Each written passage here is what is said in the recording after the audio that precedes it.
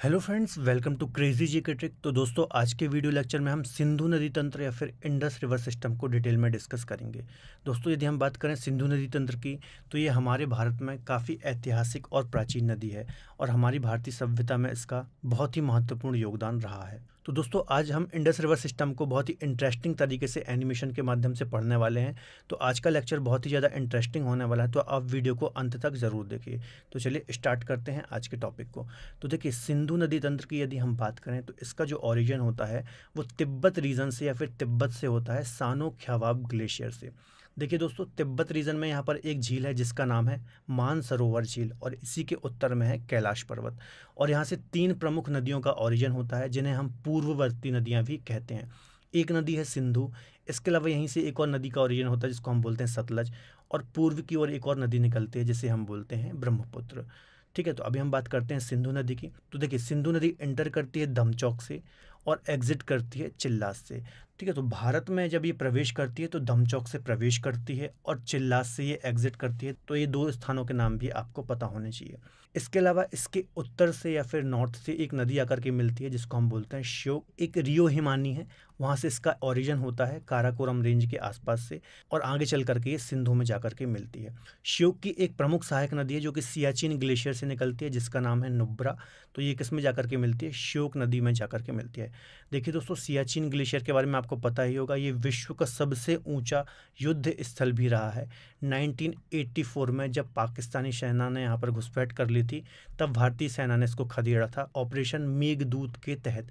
तो ये पॉइंट भी आपको थोड़ा दिमाग में रखना है। इसके अलावा आगे हम बात करें तो बाड़ालाचा दर्रे हिमाचल प्रदेश रीजन से 2 छोटी छोटी नदियाँ निकलती हैं, एक है चंद्रा और एक है भागा। इन्हें हम चंद्रभागा भी बोलते हैं। आगे जाकर के इनका नाम हो जाता है चेनाब। तो जो चेनाब नदी है ये पाकिस्तान के मिठानकोट में जाकर के किससे मिलती है? सिंधु नदी से जाकर के मिलती है। तो आपको याद रखना है, चेनाब नदी का जो ओरिजिन होता है वो बाड़ालाचा दर्रे से होता है, हिमाचल प्रदेश रीजन से। 2 छोटी छोटी नदियाँ चंद्रा और भागा के मिलने से इसका ओरिजिन होता है। आगे हम बात करते हैं झेलम नदी की। तो झेलम नदी का जो ओरिजिन है वो जम्मू कश्मीर रीजन से होता है, शेषनाग झील से होता है। उसके बाद ये पाकिस्तान में जाकर के चेनाब नदी में जाकर के मिल जाती है। इसके अलावा झेलम की एक प्रमुख सहायक नदी है जिसको हम बोलते हैं किशन गंगा। ये झेलम की एक प्रमुख सहायक नदी है, तो इसके बारे में भी आपको याद रखना है। कई बार यहाँ से एग्जाम में क्वेश्चन बनता है कि किशन गंगा किसकी सहायक नदी है, तो झेलम की सहायक नदी है। इसके अलावा रोहतांग दर्रे हिमाचल प्रदेश से एक और नदी का ओरिजिन होता है जिसको हम बोलते हैं रावी नदी, और ये आगे चल करके पाकिस्तान में जाकर के चेनाब नदी में जाकर के मिल जाती है। तो आपको याद रखना है, चेनाब नदी मिठानकोट में पाकिस्तान में जाकर के सिंधु में मिल रही है। बाकी हमने जो झेलम और रावी की बात की है, ये पाकिस्तान में जाकर के चेनाब नदी में जाकर के मिल रही हैं। इसके अलावा जैसा कि अभी मैंने आपको बताया था, मानसरोवर झील के पास से राक्षसताल या फिर राकसताल से एक और रिवर का ओरिजिन होता है जिसको हम बोलते हैं सतलज नदी। तो ये हिमाचल प्रदेश से भारत में इंटर करती है सिपकीला दर्रे से, है ना, यहाँ पर सिपकीला पास या फिर सिपकीला दर्रा है, यहाँ से ये हिमाचल प्रदेश में इंटर करती है और फिर आगे पाकिस्तान में जाकर के ये चेनाब नदी में जाकर के मिल जाती है। तो आपको ये याद रखना है, जितनी भी ये 3 प्रमुख सहायक नदियाँ हैं, झेलम, रावी और सतलज, ये तीनों नदियां जाकर के चेनाब में मिल रही हैं, ना कि सिंधु में। और चेनाब मिठानकोट पाकिस्तान में जाकर के सिंधु में मिल जाती है। आगे बात करें तो ब्यास कुंड हिमाचल प्रदेश से एक और नदी का ओरिजिन होता है जिसको हम बोलते हैं ब्यास नदी, और ये पंजाब रीजन में जाकर के सतलज नदी से जाकर के मिलती है। अब ब्यास नदी के बारे में आपको एक पॉइंट याद रखना है, ये इन 5 नदियों में सिर्फ एकमात्र ऐसी नदी है जो केवल भारत में ही प्रवाहित होती है ना। मतलब आप जितनी भी नदियाँ देखेंगे, चाहे वो सिंधु हो, झेलम हो, चेनाब हो, रावी हो, सतलज हो, ये नदियाँ एक से अधिक देश में प्रवाहित हो रही हैं, या तो चीन, भारत, पाकिस्तान, कुछ कुछ नदियाँ भारत पाकिस्तान, लेकिन जो ब्यास नदी है ये सिर्फ भारत में ही प्रवाहित होती है। तो यहाँ से अक्सर एग्जाम में क्वेश्चन आता है कि इनमें से कौन सी नदी है जो सिर्फ भारत में प्रवाहित होती है। तो आपको याद रखना है, ब्यास नदी सिर्फ भारत में प्रवाहित होती है, हिमाचल प्रदेश से निकलती है और पंजाब में जाकर के सतलज नदी में जाकर के मिल जाती है। इसके अलावा हरिके बैराज, जब ये 2 नदियां आपस में मिलती हैं ब्यास और सतलज, तो इनके मिलन स्थल पर या फिर इनके संगम पर एक बैराज बनाया गया है। बैराज मतलब आप ऐसा समझ सकते हैं कि एक डैम टाइप का बनाया गया है, जिसको हम बोलते हैं हरिके बैराज। ये कपूरथला पंजाब में इसका निर्माण कराया गया है, हरिके नामक स्थान में। और यहाँ से इंदिरा गांधी नहर, जो कि भारत की सबसे बड़ी नहर है, इसको यहाँ से निकाला गया है। तो आपको याद रखना है, इंदिरा गांधी नहर का ओरिजिन कहाँ से होता है? हरिके बैराज से होता है। हरिके बैराज कहाँ पर है? ब्यास और सतलज नदी के संगम पर। पंजाब में इसको बनाया गया है। तो ये भी काफ़ी इंपॉर्टेंट है, आपको याद रखना है। इसके अलावा जब सतलज नदी और ये पांचों नदियाँ चेनाब में जाकर के मिल जाती हैं तो यहाँ से इसका नाम हो जाता है पंचनद। पंचनद और पंचनद ही आगे जाकर के मिठानकोट पाकिस्तान में जाकर के सिंधु से मिल जाती है ना। पंचनद नाम इसका कहाँ से हो रहा है, जब ये पांचों नदियाँ झेलम, चेनाब, रावी, व्यास और सतलज आपस में मिलकर के अपना जल किस में छोड़ देती हैं, चेनाब में छोड़ देती हैं, तो इसके बाद से इसका नाम पंचनद हो जाता है ना। और ये मिठानकोट पाकिस्तान में जाकर के सिंधु से मिल जाती हैं। तो यहाँ पर अक्सर एग्जाम में क्वेश्चन आता है कि कौन सी नदी किसकी सहायक नदी है, और अक्सर यहाँ पर बच्चों को कन्फ्यूजन भी होता है। तो एक एक नदी आपको अच्छे से याद रखना है। देखिए सिर्फ चेनाब जाकर के किस में मिल रही है, सिंधु में मिल रही है पंचनद के नाम से, और बाकी जो 3 नदियाँ हैं झेलम, चेनाब, रावी और सतलज, ये चेनाब की सहायक नदी है, और जो ब्यास है ये सतलज की सहायक नदी है। तो यहाँ पर आपको बिल्कुल कंफ्यूज नहीं होना है, इसलिए मैंने आपको बहुत ही अच्छे से ये एनिमेशन के माध्यम से आपको समझाया है। इसके अलावा पाकिस्तान रीजन से भी कुछ नदियाँ आकर के मिलती हैं, जैसे कि गिलगित। इसके अलावा काबुल नदी आकर के मिलती है सिंधु में। ये सारी दाईं सहायक नदियाँ हैं, दाईं या फिर राइट हैंड की या फिर राइट साइड की सहायक नदियाँ। देखिए सिंधु नदी का फ्लो किस ओर है, इस प्रकार से बह रही है, पश्चिम की ओर बह रही है ना। तो ये इसका होगा दाईं साइड होगी ऊपर वाली, और नीचे वाली होगी इसकी ये बाईं साइड, है ना। बाईं साइड मतलब लेफ्ट साइड और दाईं साइड मतलब राइट साइड। ठीक है, तो आपको याद रखना है बाईं कौन कौन सी सहायक नदियाँ हैं और दाईं कौन कौन सी सहायक नदियाँ हैं। इसके अलावा एक और स्वात नदी है जो कि काबुल की सहायक नदी है, और काबुल आगे जाकर के सिंधु में मिलती है। इसके अलावा सुलेमान पर्वत श्रेणी से कुर्रम नदी निकलती है पाकिस्तान रीजन से, और सिंधु में आकर के मिलती है दाएं साइड से। इसके अलावा गोबन निकलती है और सिंधु में आकर के मिलती है। तो ये पूरा हमारा सिंधु नदी तंत्र था, और अक्सर यहाँ से एग्जाम में क्वेश्चन आता है और बच्चे थोड़ा कंफ्यूज भी रहते हैं। तो इस प्रकार से मैंने आपको एनिमेशन से चीज़ें यहाँ पर पढ़ाई हैं, कि आशा करता हूँ आपको सारी चीज़ें आपको अच्छे से क्लियर हो गई होंगी। चलिए एक बार मैं आपको अच्छे से रिवाइज करा देता हूँ। देखिए सानो ख्यावाब ग्लेशियर तिब्बत रीजन से सिंधु नदी का ओरिजिन होता है। ये दमचौक से भारत में प्रवेश करती है और चिल्लास से एग्जिट करती है। इसके अलावा इसके उत्तर की ओर से एक श्योक नदी का ओरिजिन होता है, और आगे चल करके ये सिंधु में जाकर के मिल जाती है। और श्योक की भी एक प्रमुख सहायक नदी है नुब्रा, जो कि सियाचिन ग्लेशियर से बहती है। अब यहाँ पर एक दो बात आपको और याद रखना है कि जो श्योक नदी है ये काराकोरम और लद्दाख रेंज के बीच में बहती है। इसके अलावा जो सिंधु है वो लद्दाख और जास्कर रेंज के मध्य में बहती है। देखिए ट्रांस हिमालय के 3 भाग हैं, काराकोरम है, लद्दाख है और जास्कर है। काराकोरम और लद्दाख के बीच में श्योक नदी इस प्रकार से बहती है, और लद्दाख और जास्कर के बीच में सिंधु नदी इस प्रकार से बहती है, और यहाँ पर आगे आकर के श्योक नदी सिंधु में मिल जाती है। इसके अलावा सिंधु के किनारे ही लेह शहर भी स्थित है। तो ये सारे पॉइंट भी आपको अलग से नोट डाउन करने हैं, ठीक है। और आगे जाकर के ये कराची पाकिस्तान में अरब सागर में डेल्टा बनाते हुए ये गिरती है ना। इसके अलावा इसकी एक प्रमुख सहायक नदी आपको मैंने बताई है जो कि चेनाब है। ये जाकर के मिठानकोट पाकिस्तान में सिंधु से मिलती है। चेनाब की एक प्रमुख सहायक नदी झेलम जो कि जम्मू कश्मीर रीजन से ओरिजिन होता है जिसका। इसके अलावा झेलम के किनारे ही श्रीनगर भी स्थित है, और इसकी एक प्रमुख सहायक नदी किशनगंगा है। फिर एक और हिमाचल प्रदेश के रोहतांग दर्रे से रावी नदी निकलती है। ये भी पाकिस्तान में जाकर के किस में मिलती है, चेनाब में मिलती है। और एक सतलज नदी जो कि यहाँ राकसताल या फिर राक्षसताल तिब्बत रीजन से निकलती है और पाकिस्तान में जाकर के किस में मिलती है, चेनाब में मिलती है। एक ब्यास नदी है जो कि ब्यास कुंड हिमाचल प्रदेश से निकलती है और सिर्फ भारत में ही 2 राज्यों में प्रवाहित होती है, हिमाचल प्रदेश और पंजाब। और पंजाब में जाकर के ये सतलज में जाकर के मिल जाती है। इनके मिलन स्थल पर हरिके बैराज नामक एक बैराज या फिर डैम बनाया गया है कपूरथला पंजाब में, और यहीं से इंदिरा गांधी नहर को भी निकाला गया है। जब ये पांचों नदियाँ चेनाब में आकर के मिल जाती हैं तो इसका नाम पंचनद हो जाता है। पंचनद नाम से ही ये मिठानकोट पाकिस्तान में जाकर के मिल जाती है। आई थिंक आपको सारी चीज़ें क्लियर हो गई होंगी। चलिए अब हम इसकी थोड़ा थ्योरी भी डिस्कस कर लेते हैं। तो दोस्तों थ्योरी को डिस्कस करने से पहले मैं आपको थोड़ा सा अपडेट दे दूं। यदि दोस्तों आप मुझसे इंडियन ज्योग्राफी पढ़ना चाहते हैं तो रूट एप्लीकेशन पर आप मुझसे इंडियन ज्योग्राफी पढ़ सकते हैं। वहाँ पर ऑलरेडी मेरा बैच लाइव है, मैं वहाँ पर इंडियन ज्योग्राफी पढ़ा रहा हूँ। इसके अलावा अलग अलग एक्सपर्ट फैकल्टी के द्वारा भी अलग अलग सब्जेक्ट पढ़ाए जा रहे हैं। जैसे पॉलिटी का बैच वहाँ चल रहा है, अर्थमेटिक का बैच वहाँ पर चल रहा है, साइंस का बैच भी वहाँ पर स्टार्ट होने वाला है। तो आप एक बार रूट एप्लीकेशन को विजिट ज़रूर कीजिए, लिंक आपको डिस्क्रिप्शन बॉक्स में मिल जाएगी। इसके अलावा दोस्तों जब आप रूट एप्लीकेशन को डाउनलोड करेंगे तो यहाँ पर आपको 3 डॉट वाला ऑप्शन मिलेगा। यहाँ पर जब आप स्टडी मटेरियल में जाएंगे तो आपको डेली करंट अफेयर का वीडियो बिल्कुल फ्री में अवेलेबल हो जाएगा। इसके अलावा उसकी PDF भी आपको फ्री में मिल जाएगी। इसके अलावा ये डेली करंट अफेयर रहेगा, आप क्विज फॉर्म में टेस्ट के रूप में आपको बिल्कुल फ्री में यहाँ पर दे सकते हैं। इसके अलावा अलग अलग सब्जेक्ट भी आपको यहाँ पर क्विज फॉर्मेट में देने को मिल जाएंगे। तो एक बार आप रूट एप्लीकेशन को विजिट ज़रूर कीजिए, लिंक डिस्क्रिप्शन बॉक्स में दी हुई है। चलिए अब सिंधु नदी के हम थोड़ा सा थ्योरी डिस्कस करते हैं। देखिए इसका उद्गम कहाँ से होता है, तिब्बत के कैलाश पर्वत श्रेणी के पास से या फिर मानसरोवर झील के पास से सानो ख्यावाब ग्लेशियर तिब्बत रीजन से इसका ओरिजिन होता है, आपको याद रखना है ना। यहाँ पर मानसरोवर झील है और यहीं से इसका ओरिजिन होता है। इसका मुहाना कहाँ है, तो अरब सागर में ये कराची के पास डेल्टा बनाते हुए इस प्रकार से अरब सागर में ये अपना जल गिराती है। इसकी सहायक नदियों की बात करूं तो बाएं तट से जो सहायक नदियां आकर के मिल रही हैं वो अब मैंने आपको बताया पंचनद के नाम से, है ना, जिसे हम चेनाव बोलते हैं। ये मिठानकोट पाकिस्तान में जाकर गिरती है। और इसमें कौन कौन सी नदियां आकर मिलती हैं चेनाव में, झेलम, रावी, व्यास और सतलज। ठीक है, ये सारी चीज़ें मैंने अभी आपको डिटेल में समझाई हैं। इसके अलावा दाएं तट की यदि मैं बात करूं नदियों की जो पाकिस्तान रीजन से मुख्यतः आती हैं, तो गिलगित, काबुल, कुर्रम, गोमल और स्वात, ये इसकी दाएं तट की सहायक नदियां हैं, है ना। इसके अलावा प्रवाह क्षेत्र की बात करूं तो लद्दाख लेह रीजन में ये बहती है, लेह इसके किनारे स्थित है। इसके अलावा यदि लेह की बात करूं तो सिंधु नदी के दाएं तट पर ये लेह स्थित है, कई बार यहाँ से एग्जाम में भी क्वेश्चन आया है। इसके अलावा किस किस कंट्री में ये प्रवाहित होती है, तो ये तिब्बत में प्रवाहित होती है, इंडिया में प्रवाहित होती है और पाकिस्तान में भी प्रवाहित होती है। तो ये एक अंतर्राष्ट्रीय नदी है जो कि 3 देशों में प्रवाहित होती है, तो ये बात भी आपको याद रखना है। इसके अलावा दोस्तों यदि सिंधु नदी की मैं बात करूं तो काफ़ी प्राचीन और ऐतिहासिक नदी है। ठीक है, इसके नाम पर ही हमारे देश के 2 नाम जो कि इंडिया और हिंदुस्तान है, इंडिया और हिंदुस्तान इसी नदी के नाम पर पड़े हैं। इंडिया नाम आपको यूनानियों ने दिया है ना, जो कि इसी इंडस से बना है। इसके अलावा जो हिंदुस्तान नाम है, सिंधु से ही हिंदू बना, सिंधु से ही हिंदू बना है। ये पर्शियों के द्वारा दिया गया था या फिर पार्शियन लोगों के द्वारा दिया गया था। वर्तमान में एक ईरान देश है अफगानिस्तान के बगल में, तो ये साको हा बोलते हैं ना, तो ये इसी सिंधु से हिंदू बना है।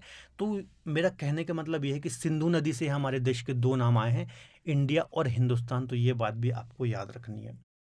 इसके अलावा इसकी लंबाई की बात करूँ तो 2880 किलोमीटर इसकी लंबाई है और भारत में ये 1114 किलोमीटर प्रवाहित होती है। सिंधु नदी केंद्र शासित प्रदेश लद्दाख में लद्दाख और जास्कर श्रेणियों के मध्य प्रवाहित होते हुए उत्तर पश्चिम दिशा में प्रवाहित होती है। तो अभी मैंने बताया था 3 श्रेणियां आती हैं ट्रांस हिमालय में काराकोरम आती है, फिर लद्दाख आती है और फिर जास्कर आती है। ठीक है, काराकोरम, लद्दाख और जास्कर। लद्दाख और जास्कर श्रेणियों के मध्य में प्रवाहित होती है सिंधु, और काराकोरम और लद्दाख के बीच में प्रवाहित होती है श्योक, और श्योक आगे जाकर के सिंधु में मिल जाती है। तो ये भी पॉइंट आपको याद रखना है। और लेह शहर भी यहीं पर स्थित है। लेह सिंधु नदी के तट पर लद्दाख और जास्कर श्रेणियों के मध्य में बसा हुआ है। तो देखिए ये लद्दाख श्रेणी है और ये जास्कर श्रेणी है, और इसी के मध्य में बसा हुआ है लेह शहर। आगे बात करते हैं, सिंधु नदी गिलगित के समीप गहरे गॉर्ज या फिर महाखंड का निर्माण करती है, जिसे सिंधु नदी गॉर्ज या फिर बुंजी गॉर्ज के नाम से भी जाना जाता है। इसे हम बुंजी गॉर्ज भी बोलते हैं। गिलगित के समीप ही सिंधु नदी दक्षिण की ओर मुड़ती है और पाकिस्तान में प्रवेश करती है। ठीक है, तो देखिए जितनी भी पूर्ववर्ती नदियां हैं, खासतौर पर 3 हम बोल सकते हैं, एक है सिंधु, एक है सतलज, इसके अलावा एक है ब्रह्मपुत्र। तो ये 3 नदियां मुख्यतः पूर्ववर्ती नदियों का उदाहरण है। देखिए पूर्ववर्ती नदियां क्या होती हैं, ऐसी नदियां जो कि हिमालय के उत्थान से भी पहले से प्रवाहित हो रही हैं। ठीक है, इन नदियों को हम पूर्ववर्ती नदियां कहते हैं। चूंकि ये हिमालय निर्माण के पूर्व से बह रही हैं, इन्होंने अपने प्रवाह क्षेत्र को चेंज नहीं किया है, उसी क्षेत्र में ये प्रवाहित हो रही हैं। और जब हिमालय का उत्थान हुआ तो इन्होंने उसके रास्ते को काटा, और ये जो नदियां हैं गहरे गहरे गौर्ज, महाखंड, घाटियों का निर्माण करती हैं। ठीक है, तो उसी में से एक होता है गौर्ज। जब पर्वतीय क्षेत्र में कोई नदी बहती है तो गहरे गड्ढे का निर्माण करती है इस प्रकार से, है ना, और उसमें प्रवाहित होती है, तो उसको हम बोलते हैं गौर्ज। इसके अलावा एक और होता है कैनियन। जब ये गड्ढा बड़ा हो जाता है तो उसको हम कैनियन बोलते हैं। और एक और होती है वी आकार की घाटी। तो जितनी भी ये पूर्ववर्ती नदियां हैं तो इस प्रकार की आकृतियों का निर्माण करती हैं, तो ये भी आपको याद रखना है। सिंधु, सतलज और ब्रह्मपुत्र ये पूर्ववर्ती नदियों का उदाहरण है। इसके अलावा सिंधु जल समझौता जो कि 1960 में हुआ था, इसको हम डिस्कस कर लेते हैं। इस समझौते के अनुसार 3 पूर्व नदियों व्यास, रावी और सतलज का नियंत्रण भारत को दिया गया, और 3 पश्चिमी जो नदियां थीं सिंधु, चेनाब और झेलम, इसका नियंत्रण पाकिस्तान को दिया गया। तो देखिए जो सिंधु जल समझौता है ये 1960 में हुआ था पाकिस्तान और भारत के बीच में, जो भी सिंधु नदी तंत्र की नदियां हैं इनके जल के बंटवारे को लेकर। तो देखिए सिंधु, चेनाब और झेलम का मात्र 20% जल ही भारत इस्तेमाल कर पाएगा, परंतु रास्ता प्रभावित या फिर अवरुद्ध नहीं कर सकेगा। ठीक है, तो जो सिंधु, चेनाब और झेलम है इसका मेन कंट्रोल किसको दिया गया, पाकिस्तान को दिया गया, और भारत इसका 20% जल ही यूज़ कर सकेगा। इसके अलावा रावी, सतलज और ब्यास, इसका 80% जल हम इस्तेमाल कर सकेंगे और इसका हम रास्ता भी प्रभावित कर सकेंगे। रास्ते को प्रभावित करने से मतलब है कि हम डैम वगैरह बना करके इसके जल को रोक भी सकते हैं और इसके जल मार्ग को परिवर्तित भी कर सकते हैं। ठीक है, तो ये आपको याद रखना है। 1960 में सिंधु जल समझौता हुआ था। कौन कौन सी नदियाँ किसकी कंट्रोल में है ये भी आपको याद रखना है। कई बार यहाँ से एग्जाम में क्वेश्चन पूछे जाते हैं। चलिए अब हम चेनाव की बात कर लेते हैं ना। चेनाव जैसे कि एकमात्र सिंधु की सहायक नदी है इन 5 नदियों में और पंचनद के नाम से मिठानकोट पाकिस्तान में जाकर के सिंधु में मिलती है। तो इसका उद्गम कहाँ से होता है? हिमाचल प्रदेश वाड़ा लाचा दर्रे से होता है। मैंने आपको बताया था 2 नदियाँ मिलती हैं, चंद्रा और भागा, और फिर इसका नाम क्या हो जाता है? चेनाव हो जाता है। इसे हम चंद्रभागा भी बोलते हैं। पाकिस्तान में ये सिंधु में जाकर के मिलती है पंचनद के नाम से। इसके अलावा इसकी सहायक नदियों की बात करें तो झेलम, रावी, सतलज, ये पाकिस्तान में जाकर के चेनाव में मिलती हैं। तो ये तीनों चेनाव की सहायक नदी है और चेनाव फिर आगे जाकर के मिठानकोट पाकिस्तान में जाकर के सिंधु में मिलती है। इसके अलावा मारूसूदर और नीरू ये भी इसकी सहायक नदियाँ हैं। सिंधु की यह सबसे बड़ी सहायक नदी है और 5 नदियों में एकमात्र सहायक नदी है, तो ये भी आपको याद रखनी है।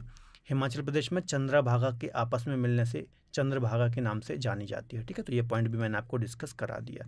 तो आपको चेनाव के बारे में याद रखना है, सारी चीज़ें इंपॉर्टेंट है। अब हम बात करते हैं झेलम की।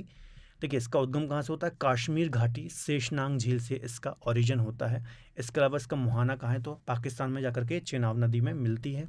सहायक नदियों की बात करूँ तो किशन गंगा इसकी प्रमुख सहायक नदी है, मैंने आपको बताया था। प्रवाह क्षेत्र कहाँ कहाँ है? तो जम्मू कश्मीर इसका प्रवाह क्षेत्र मुख्यतः जम्मू कश्मीर में बहती है, फिर ये पाकिस्तान में प्रवेश कर जाती है। श्रीनगर और बुलर झील में बहते हुए एक तंग और गहरे महाखड्ड से होकर के गुजरती है। चूंकि ये देखिए नदियाँ पर्वतीय क्षेत्रों में बहती हैं तो कई बार ये पर्वतों को काटती रहती हैं और बड़े बड़े गड्ढों का भी निर्माण करती हैं, फिर गॉर्ज का भी निर्माण करती हैं। अभी मैंने आपको समझाई थी सारी चीज़ें, तो आपको याद रखना है श्रीनगर झीलम के किनारे स्थित है। इसके अलावा बुलर झील भी इसी के किनारे स्थित है। इसे हम वितस्ता के नाम से भी जानते हैं, तो इसका अन्य नाम आपको याद रखना है वितस्ता, झेलम का ही अन्य नाम है। अब हम रावी की बात कर ले तो रावी नदी कहाँ से निकलती है? हिमाचल प्रदेश के कुल्लू पहाड़ियों में स्थित रोहतांग दर्रे से इसका ओरिजिन होता है तथा चंबा घाटी से होकर के ये बहती है। ठीक है, तो इसका ओरिजिन याद रखना है, रोहतांग दर्रे से इसका ओरिजिन होता है हिमाचल प्रदेश से। इसके अलावा मुहाना कहाँ है? तो पाकिस्तान में जाकर के ये चेनाब नदी में जाकर के मिलती है। सहायक नदियों की बात करूँ तो सियूल और बैरा बहुत ज़्यादा इंपॉर्टेंट नहीं है। इसके अलावा यह नदी पीर पंजाल श्रेणी के दक्षिण पूर्व भाग एवं धौलाधर श्रेणी के मध्य से होकर के गुजरती है। तो पीर पंजाल और धौलाधर श्रेणियों के मध्य से ये बहती है, जो कि मध्य हिमालय या फिर मिडिल हिमालय का ही पार्ट है। ये दोनों श्रेणियाँ पीर पंजाल और धौलाधर। इसके अलावा इसे परुष्णी और इरावती के नाम से भी जाना जाता है। तो इसके कुछ अन्य नाम है परुष्णी और इरावती, तो ये 2 पॉइंट भी आपको याद रखने हैं। अब हम बात कर लेते हैं सतलज नदी की। तो सतलज नदी का उद्गम कहाँ से होता है? ये भी पूर्ववर्ती नदी का उदाहरण अभी मैंने आपको समझाया था। मानसरोवर झील के पास से राकस ताल या फिर राक्षस ताल से इसका ओरिजिन होता है और फिर हिमाचल प्रदेश से ये एंटर करती है भारत में। किस दर्रे से करती है? तो शिपकीला दर्रे से एंटर करती है। मुहाना कहाँ है? तो पाकिस्तान में चेनाब नदी में जाकर के ये मिलती है सतलज। इसके अलावा इसकी सहायक नदियों में ब्यास आपको याद रखना है, बहुत इंपॉर्टेंट है। इसके अलावा स्पीति नदी भी इसकी प्रमुख सहायक नदी है। इसे सतुद्री नदी के नाम से भी जाना जाता है, तो इसका अन्य नाम है सतुद्री नदी। इसके अलावा इसका प्रवाह क्षेत्र कहाँ कहाँ है? तो हिमाचल प्रदेश और पंजाब राज्य में ये प्रवाहित होती है और फिर पाकिस्तान में ये एंटर कर जाती है। सतलज नदी हिमाचल प्रदेश में शिपकीला दर्रे से प्रवेश करती है, तो ये भी बहुत ही ज़्यादा इंपॉर्टेंट पॉइंट है, आपको याद रखना है। भारत में किस दर्रे से प्रवेश करती है? शिपकीला पास या फिर शिपकीला दर्रे से ये भारत में प्रवेश करती है। सतलज नदी हिमाचल प्रदेश में शिपकीला गॉर्ज का निर्माण करती है ना। अभी मैंने आपको समझाया था सिंधु, सतलज, ब्रह्मपुत्र ये गॉर्ज का निर्माण करती हैं, पर्वतों को काट करके गहरी घाटियां बनाती हैं जिसको हम गॉर्ज बोलते हैं। कीला गॉर्ज या फिर शिपकीला महाखड्ड का निर्माण करती है, आपको याद रखना है। भारत की जो बड़ी बहुउद्देशीय परियोजनाओं में से एक है भाखड़ा नांगल परियोजना, पंजाब में सतलज नदी पर ही स्थित है। आपको पता होगा भाखड़ा नांगल ये 2 अलग अलग बांध हैं, एक पंजाब में है और एक हिमाचल प्रदेश में। इनको संयुक्त रूप से भाखड़ा नांगल परियोजना या फिर भाखड़ा नांगल डैम कहा जाता है। चलिए अब हम बात करते हैं ब्यास नदी की। तो इसका ओरिजिन कहाँ से होता है? हिमाचल प्रदेश रोहतांग दर्रे के पास ब्यास कुंड से इसका ओरिजिन होता है। इसके अलावा मुहाना कहाँ है? तो कपूरथला हरिकी के पास सतलज नदी में जाकर के मिलती है, पंजाब में। मैंने आपको बताया था इनके संगम पर हरिके बैराज बनाया गया है। इसकी सहायक नदियों की बात करें तो बन्नेर, चक्की, पार्वती इसकी सहायक नदियाँ बहुत ज़्यादा इंपॉर्टेंट नहीं है। राज्यों की बात करें तो हिमाचल प्रदेश और पंजाब राज्यों में ये प्रवाहित होती है और एकमात्र 5 नदियों में एकमात्र ऐसी नदी है जो सिर्फ इंडिया में ही प्रवाहित होती है, मतलब इंडिया से ही इसका ओरिजिन होता है और इंडिया में ही ये आगे जाकर के सतलज में मिल जाती है। इसके अलावा इसका अन्य नाम क्या है, तो विपाशा इसका अन्य नाम है। व्यास नदी सिंधु नदी तंत्र की एकमात्र नदी है जो कि पाकिस्तान में प्रवाहित नहीं होती। तो बहुत ही मोस्ट इंपॉर्टेंट ये पॉइंट है, आपको याद रखना है, कई बार यहाँ से एग्जाम में क्वेश्चन आए हैं। यह नदी कुल्लू घाटी से होकर के गुजरती है। चलिए आप मुझे कमेंट में बताइए, जो कुल्लू घाटी है वो किंदु पर्वत श्रृंखलाओं के मध्य में स्थित है ना, मिडिल हिमालय की किंदु पर्वत श्रृंखलाओं के मध्य में स्थित है कुल्लू घाटी। तो ये आप मुझे कमेंट में आंसर दीजिए। यह नदी धौलाधर श्रेणी में काती और लारगी में महाखड्ड का निर्माण करती है ना, तो ये वही गॉर्ज का निर्माण कर रही है, महाखड्ड का निर्माण कर रही है धौलाधर श्रेणी में। इसके अलावा उद्गम और विलय दोनों भारत में होता है। तो ये 5 नदियों में एकमात्र नदी है। बार बार मैं पॉइंट इसलिए रिपीट कर रहा हूँ क्योंकि कई बार यहाँ से एग्जाम में क्वेश्चन आता है कि इन 5 नदियों में से कौन सी एक नदी है जो सिर्फ भारत में ही प्रवाहित होती है। तो मोस्ट इंपॉर्टेंट क्वेश्चन आता है ये, तो मोस्ट इंपॉर्टेंट क्वेश्चन है, ब्यास नदी आपको याद रखनी है। तो दोस्तों ये था हमारा सिंधु नदी तंत्र। चलिए अब हम इससे रिलेटेड महत्वपूर्ण क्वेश्चन यहाँ पर डिस्कस कर लेते हैं। तो देखिए पहला क्वेश्चन है, निम्न में से कौन सी हिमालय पार की नदियां हैं, या फिर इसको हम पूर्ववर्ती नदियां भी बोल सकते हैं। मैंने आपको बताया था कौन कौन सी नदियां हैं। एक तो आपको याद रखना है सिंधु, एक याद रखना है सतलज, और एक आपको याद रखना है ब्रह्मपुत्र। ठीक है, तो इसका सी आंसर बिल्कुल सही हो जाएगा, ब्रह्मपुत्र, सिंधु, सतलज, ये तीनों हिमालय पार या फिर पूर्ववर्ती नदियों का उदाहरण है। निम्न में से किस नदी का उद्गम भारतीय राज्य क्षेत्र से नहीं होता है। देखिए चेनाब भी भारत से निकलती है, रावी भी भारत से निकलती है, महानदी भी भारत से निकलती है। सिंधु नदी का जो ओरिजिन होता है वो तिब्बत रीजन से होता है, मैंने आपको बताया था। अगला क्वेश्चन है, निम्नलिखित में से किस नदी का उद्गम भारत में नहीं है। ठीक है, तो देखिए ब्यास का भी उद्गम भारत में है, चेनाब का भी है, रावी का भी है ना, सतलज और सिंधु दोनों का तिब्बत रीजन से होता है। अगला क्वेश्चन देखते हैं, सिंधु नदी का उद्गम स्थल कौन सा है। तो इसका आंसर हो जाएगा सानो ख्यावाब ग्लेशियर, मानसरोवर झील के पास से इसका ओरिजिन होता है। तो बी आंसर इसका बिल्कुल सही हो जाएगा। चलिए अगला क्वेश्चन देखते हैं, निम्न में से कौन सी सिंधु की सहायक नदी है ना। तो सिंधु की सहायक नदी में से कौन सी है, तो देखिए सतलज चेनाब में जाकर के मिलती है। इसके अलावा चेनाब डायरेक्ट तौर पर सिंधु में जाकर के मिलती है पंचनद के नाम से, ये चीज़ मैंने आपको अच्छे से बताई थी। 5 नदियों में से एकमात्र चेनाब सिंधु की सहायक नदी है। इसके अलावा रावी भी चेनाब में मिलती है और ब्यास सतलज में मिलती है। ठीक है, तो यहाँ से आपको अच्छे से एक एक चीज़ याद रखनी है, कई बार एग्जाम में कन्फ्यूजन होता है। अगला क्वेश्चन देखते हैं, सतलज नदी का उद्गम स्थल कहाँ से होता है या फिर कहाँ है।